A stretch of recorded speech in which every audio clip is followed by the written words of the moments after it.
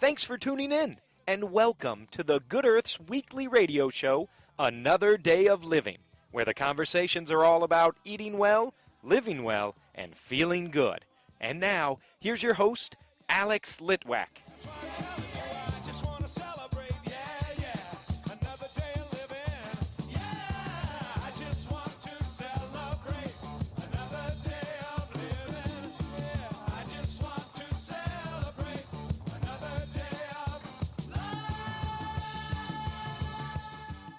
What better way to celebrate the beginning of our 5th season on WITT, but with Nichole Ingersoll, Integrative Nurse Practitioner, owner of the NRI Clinic for Complementary Medicine, and my good luck charm on this show. Welcome, Nichole. Oh, thanks, Alex, and congratulations, 5 years. Yeah, the beginning of, I'm not sure, are you supposed to celebrate at the beginning or the end?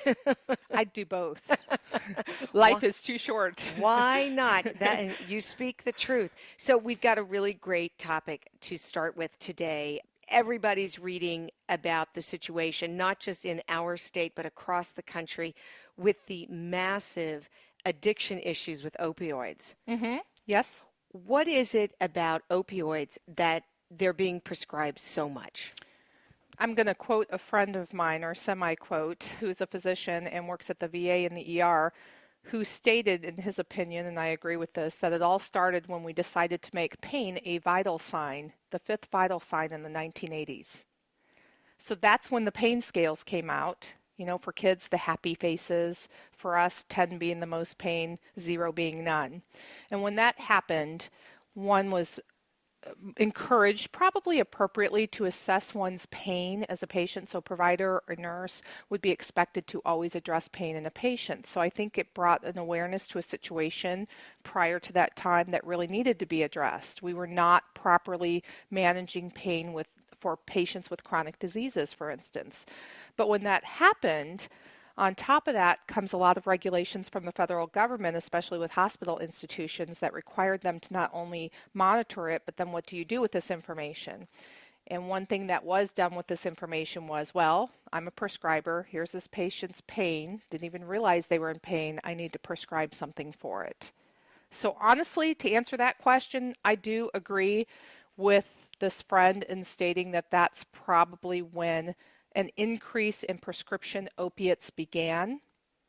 And just like anything else, especially in the United States of America, you know, we go through trends, and sadly right now the trend is slightly overprescribing, although I would debate, I'm a little biased being a prescriber, that most prescribers overprescribe for pain. But I do think that there are many more prescribers that are prescribing for pain that did not prescribe in the past. And on top of that, patients are becoming addicted to opiates because of what they do to our dopamine system, our happy neurotransmitter in the brain, and patients aren't being followed necessarily closely enough, and we're not getting back to the basics, which is also helping patients cope with pain in other ways than writing a prescription. All right, let's talk about that first, and then I want to get back to the dopamine issue. What are people supposed to do when they're in pain? Because in a traditional medical doctor's toolbox, surgery, drugs. Correct. They want to help a patient. It's hard to be in pain. It's all consuming. What would you want somebody to do instead of getting them hooked on an opioid? Correct. And there are certainly situations in which one needs pain medications. Acute injuries. I had a patient that put her arm through a glass window and could not have surgery until Monday. This was on a Saturday. And because we're now uber concerned about overprescribing pain medications, she was only given 5 pain pills over the weekend, and I went ahead and called something in for her. I mean, that is a case where she needed prescription medication until surgery corrected the problem. Having said that, the things we're not doing, although we're getting better at it, is referring patients to physical therapy so that we can correct a problem that doesn't require surgical intervention. Getting appropriate diagnostic tests done so that we can see where the source of pain is. Dealing with people's emotional issues, whether it truly is more mental health related, i.e. depression, anxiety. There's been lots of studies that low serotonin or inappropriate signaling from the brain with serotonin can cause the brain's perception of pain to be greater. And in fact, with fibromyalgia conditions in particular, norepinephrine is a big neurotransmitter that gets missignaled to muscle fibers, causing an increased perception in pain. So those things need to be addressed. And then emotional being more people dealing with stress, everyday life situations in a way that's different than just being prescribed something. For instance, I have patients who go through divorces. I've certainly been through one of those. And I could see how one would manifest some of those acute emotional instances with lack of sleep, etc., into a pain syndrome or a chronic fatigue syndrome. True, because if you're not sleeping or if you're sleeping funny, you get a crick in your neck. That becomes pain. Correct. You're not maybe dealing with the emotional part of it or the hormonal part of it or the neurotransmitter part of it. All you know is I'm in pain. And I'm tired and I don't feel like walking or going to get a massage or finances are tight or whatever. I've been there. Our excuses are to not really deal with the issue. And I am fortunate that I get to spend 45 minutes with my patients. And I'm a female. I think that we're better in general at bringing up where the root cause of this quote unquote pain is coming from, but having practice in a very traditional allopathic modality, when you're seeing 4 to 6 patients an hour, you just don't have time for that to happen. I can't imagine a traditional medical doctor being able to say to somebody, I think that there are neurotransmitter issues involved here or emotional issues, and I want to run a test for the neurotransmitters, and I want you to think about, integrating some stress reduction into your life. I don't see that happening. I absolutely agree with you. And again, back to my interaction with patients for 45 minutes. I mean, I have people that pay me cash, a lot of money to come see me for 45 minutes, and I can bring up all those things and they do not feel they are capable of doing any of them. Even that is a variable in the client-provider interaction as well. Here's the other piece of it that seems to be different over the last, I don't remember when this started, but when drug companies were allowed to start advertising on television and Absolutely. in magazines, people get hooked on the idea that there is a drug for every single concern of theirs. Or a supplement in my office case. And Alex, you've been in front of me, you know, I am not one to recommend supplements if I feel that truly dietary changes, lifestyle changes, exercise changes, all those things are going to be of value. What is the point in taking an antioxidant if you smoke? Perfect example. Yeah. And I treat like family, and I do not want to dishonor you or your money, your pocketbook, with recommending something when we both know you need to work on smoking cessation. So not to get off track on pain, but that's a perfect example of yes, this is a society in which we're busy and we just want it fixed and fixed quickly. People are taking an awful lot of over-the-counter medications for pain as well. Yes, they are. And those medications get marketed so smoothly, and I don't think people understand the consequences. Let's take acetaminophen. Bad for your liver, right? Can be. I will tell you that the half-life of acetaminophen, they presume, although they're redoing the research on this, is up to 12 years in certain patients. It stays in your system for 12 years? In certain patients with certain liver conditions and or polymorphisms, which we've spoken about before regarding genetics. You know, I hesitate to quote that because they're really, NIH right now is really doing some clinical trials on that. But you mark my words, I said this a year ago, probably to you, Alex, within the next 4 years, I really believe we're going to take acetaminophen off the shelf and out of all prescription medications, because right now it is also in prescription medications such as Vicodin, the #1 prescribed drug, by the way, in the United States, more than Zocor, lisinopril, Synthroid, or Norvasc. I'm sorry, I'm sitting here just shaking my head. I can't even. As of 2014, that is. I just can hardly fathom that. Okay, so then that's acetaminophen. Then what about ibuprofen? Well, in general, those are all Band-Aids for the most part. I will say with ibuprofen, I will be more likely, in fact, I would say if I prescribe an over-the-counter anti-inflammatory, that is definitely the one I would go to. And I myself have used ibuprofen in low doses for about a 6-week period of time, not to deal with pain, but because my inflammation was so bad for my celiac disease that it was causing generalized inflammation throughout my body, and sometimes it is important to decrease inflammation. And again, I wasn't taking it for pain. And that in combinations with dietary changes and some of the other non-traditional modalities that I used really got me to foundationally a place that created fewer free radicals, decreased oxidative stress. So, but I will say to you, there are a lot of patients that also overuse ibuprofen, and it can cause some significant kidney dysfunction.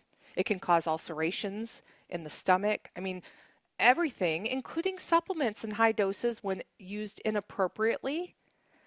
Vitamin E is a perfect example. I'm very restrictive with patients regarding vitamin E because some of those studies that came out that said it actually could contribute to heart attacks or bleeding disorders were absolutely true for about 50% of the population. If I have a genetic test in front of me that someone should be using higher doses of vitamin E, great. If not, I will limit it to 800 IUs a day. The last over-the-counter pain med is Naproxen. Right. How do you feel about that? You know, I don't use it that often, mostly because I don't feel it's very efficacious. It just doesn't work that well for patients usually. If I have someone on Naproxen, I'm more likely to write the prescription, which is enteric coated so that it doesn't affect their GI system. But for the most part of the reason I don't use it, and maybe this is my projection and bias, is I've used it before and I just didn't feel it worked that well for me. I feel in general patients do better if they're going to have to use an over-the-counter medicine with ibuprofen than any of that you've listed. Okay, let's go back to the dopamine issue. Sure. What are these opioids doing to your dopamine levels? I bring up dopamine in particular, but it would be wrong to say that the opiates don't affect other things in our brain or other neurochemicals, including serotonin. So just that little caveat there. Dopamine is our happy neurotransmitter in the brain. It's also considered, quote unquote, the addictive center of the brain. There are certain drugs that hit the analogy I use, that dopamine center like a sniper bullet. Crystal methamphetamine is one of them. That's why it's so incredibly addictive. It will just hit dopamine like no other. You have other substances such as THC or marijuana that it's thought that it doesn't really tap into dopamine as poignantly as a crystal methamphetamine or something. So I would say that Vicodin in particular, from what I'm told from patients, gives them energy as well. So not only is their pain alleviated, but there's a sense that they can function.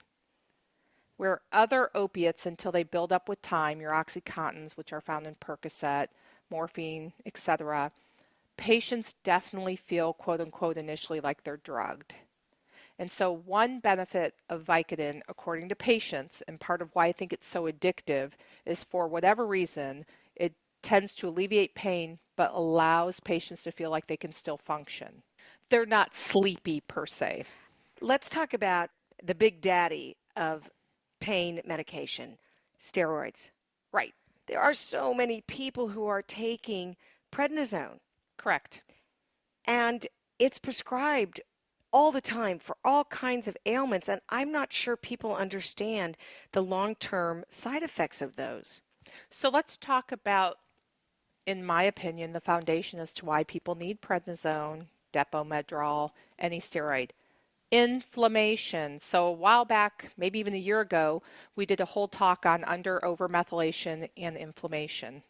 Okay, so when you want to talk about aging, you better talk about those two things. And let me tell you, I see kids who are 8 years old that are aging because of inflammation, under or over methylation. So I just want to state that, because if most of those patients had their inflammatory system under control, they would need steroids. Okay, so one reason one might need a steroid, most of us know, is a bad case of poison ivy. It's a very common acute inflammatory condition that you can give, or one who is very, very healthy ends up with a inflammatory cascade that gets out of control because of a poison that's usually on contact with the skin that itches so badly that one can't sleep, etc. Okay, having said that, usually we just go ahead and give it topically, but I find it interesting that all of a sudden a lot of people are not responsive anymore to poison ivy treatment and have to use 3 weeks of prednisone. Is that because we've overdone it? I believe so. I believe our body, you know, like anything else, is just kind of getting used to, quite honestly, topical hydrocortisone. I also believe possibly that poison ivy is a lot more potent than it used to be, possibly because of the use of pesticides in particular, like anything else, is starting to genetically modify itself. And I do know in some cases I've had patients who do a burn pile in their yard and inhale poison ivy. In that case, because of an airway issue, you definitely usually have to use some oral steroids. But to your point, and back to the ibuprofen piece, so when I talked about myself using about 200 milligrams at night before bedtime of ibuprofen, at higher doses, 800,000 milligram doses of ibuprofen, those react on the body like a steroid.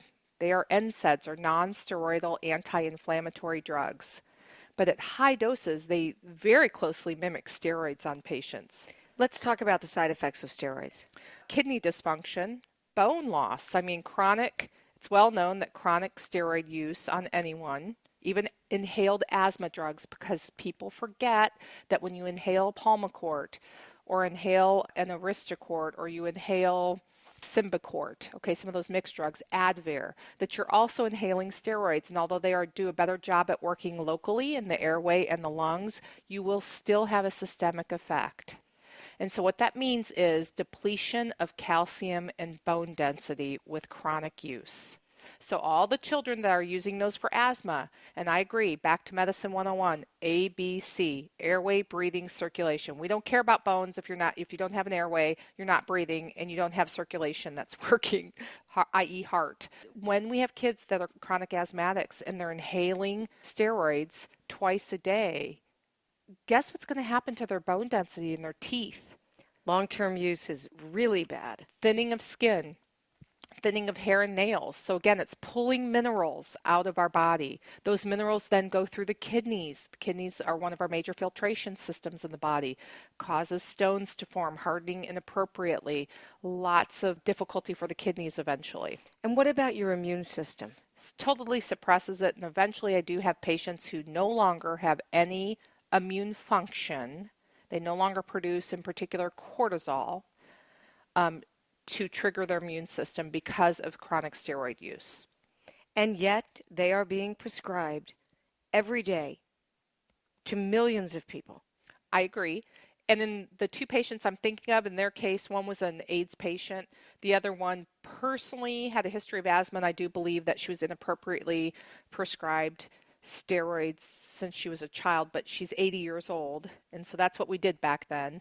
Having said that, both of them have to use steroids. They just can't function without them. And on a side caveat, just so I can make this point to any other integrative providers practicing out there, we do have some patients that, and I've done it as well, that we will compound bioidentical hydrocortisone for, which is a steroid from plants that we use for true adrenal fatigue, and usually now that can be proven through genetics. It's not always inappropriate to use steroids, but in both cases of the two patients I managed that way, one, I think she inappropriately convinced someone at an early age to let her use hydrocortisone, and now she's steroid dependent at 60, and the other patient truly has a gene. She does not produce cortisol, and it was a lifesaver for her at 21 to have that figured out.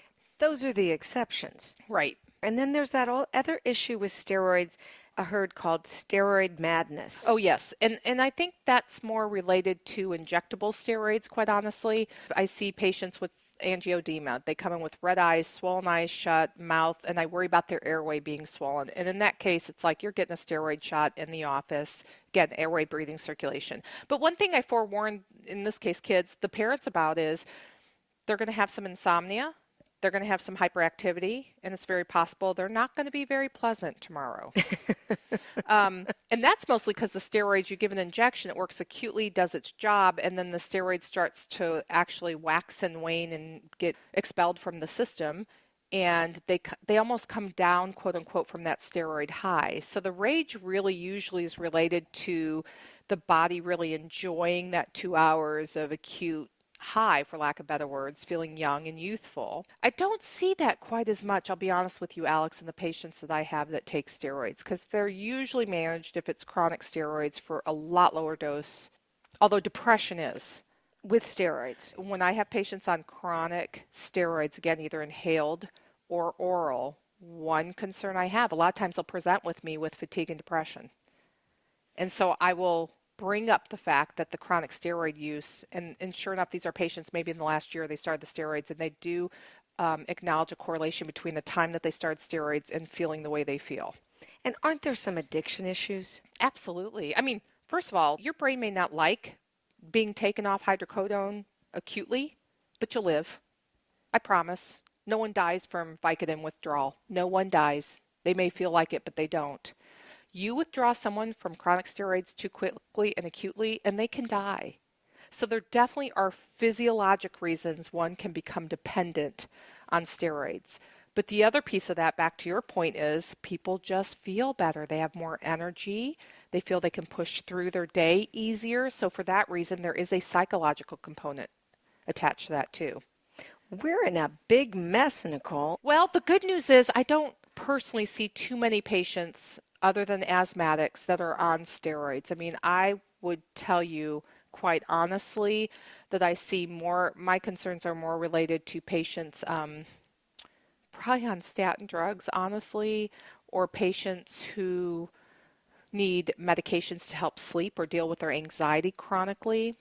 Let's talk about that a little bit. Even though we did start with the whole pain issue, there's a whole bunch of new information coming out about some drugs. We'll start with statins that are long-term usage and having profound effects on people's health. Yes, so statin drugs. First of all, I'm just going to say, as an integrative provider, I do not think they're the root of all evil. They are appropriate when absolutely necessary.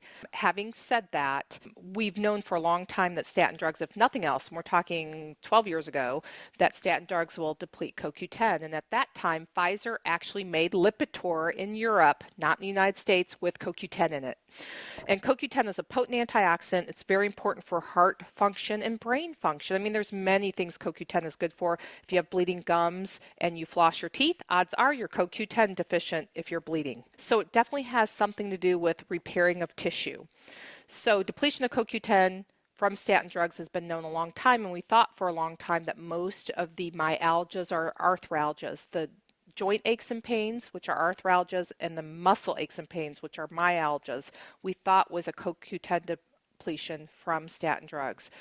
We can't say that 110% now, because now that genetics has been out, we do know that there are patients that actually have soft genes for myopathies associated with statin drugs, and it's estimated about 25% of the patients, so 1 out of 4 people put on a statin drug, may develop an autoimmune disorder that eats away their muscle. But the good news is, for me, at least in my practice, even traditional medicine, we all knew that people could have muscle aches and pains. And even 13 years ago, if someone complained to me after being on a statin for a month that they just had so much pain or their muscles felt weak, I took them off.